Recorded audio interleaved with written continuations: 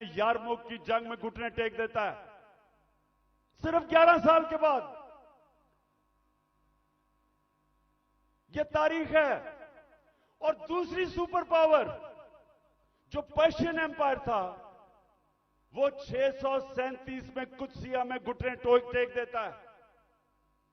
तो मैं आज अभी भी हैरत होती है कि क्यों नहीं हम सीख रहे कि वो क्या असूल थे कि उन्होंने उन अरबों की हैसियत नहीं थी, 2 सुपर पावर थी, उन्होंने दुनिया की इमामत की।